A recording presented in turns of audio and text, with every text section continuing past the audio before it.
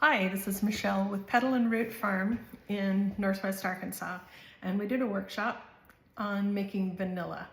And so I thought I would just share what we talked about in our workshop and show the process of how you can make your own homemade vanilla.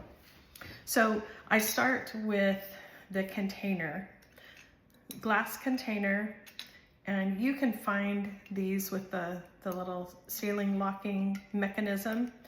But a lot of them are not stainless steel, they're aluminum, and this will oxidize over time. So I prefer the stainless, and then this rubber stopper needs to be nice and flexible because it's gonna have alcohol as the menstruum in it. So I like to start with a quality jar. Second, we'll talk about the materials, the ingredients.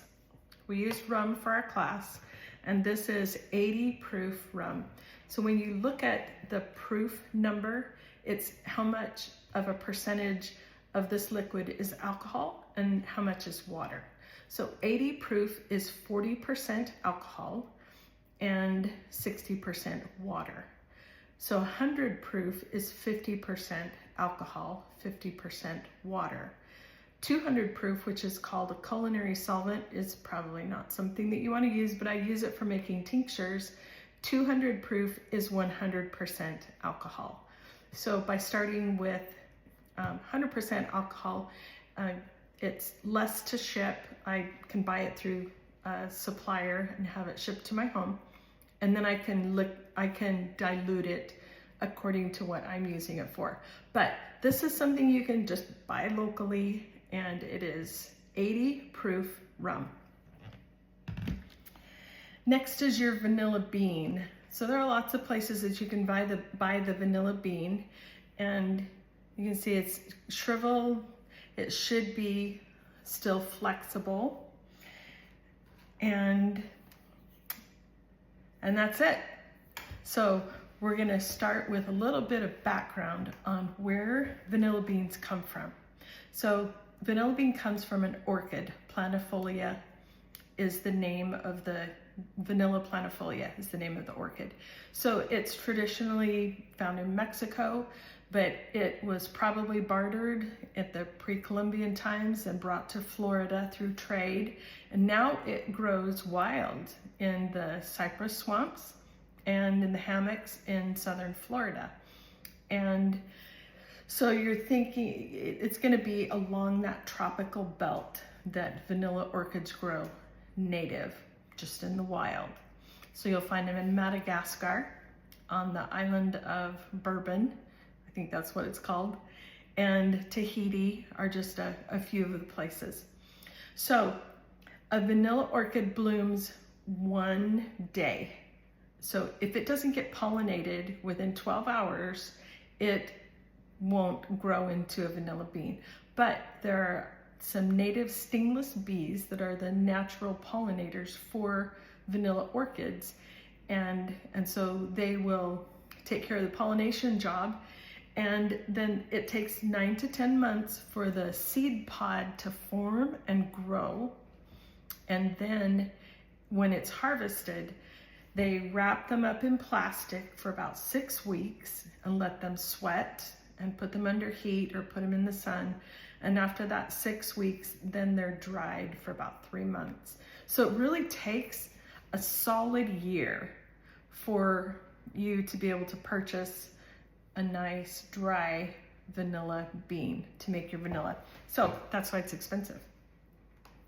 Typically an 8-ounce jar of real vanilla is going to cost you $40 to $50. But you can make it for a lot less, around the, depending on how much you pay for your jar, $15-ish. Okay, to make your own vanilla is super simple. You need to take a sharp knife on the cutting board. You want to split the vanilla bean open. Well, you don't want to cut it all the way through. I kind of cut that one pretty tight. But the caviar is inside, and you want to be able to expose the caviar to the menstruum, which is the rum. and let that infuse into the alcohol. So the USDA has standards for how much vanilla goes into this process, and the FDA standard for at least 13.35 ounces of vanilla beans per gallon of liquid. And so that breaks down to approximately 5 vanilla beans for an 8-ounce jar. Okay, there are lots of different flavor profiles for vanilla, and the Mexican vanilla is really the traditional vanilla. It's what you would expect vanilla to smell and taste like. The Madagascar has a little bit of a different profile. One that I hadn't known about is Ugandan vanilla. It has almost a chocolatey flavor profile to it. And then the Tahitian vanilla, which is what I'm using, is kind of a fruity, has some fruity flavor profile to it. So you just decide what you're looking for, and you can order that specific type of vanilla bean and then make your own. You could have your own little collection. So I'm going to show you what we made today. This is what it looks like. Okay, nice and clear. You can start to already see at the bottom, it's starting to change color already. Now, this is about 2 months old, and you can see that some of the caviar is now in the liquid. And so after you put this together, once or twice a week, you need to just give it a good shake.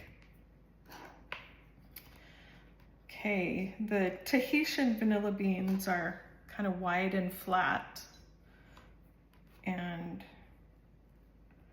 you want to make sure that whatever you purchase, whatever you source, is still nice and flexible and packaged well.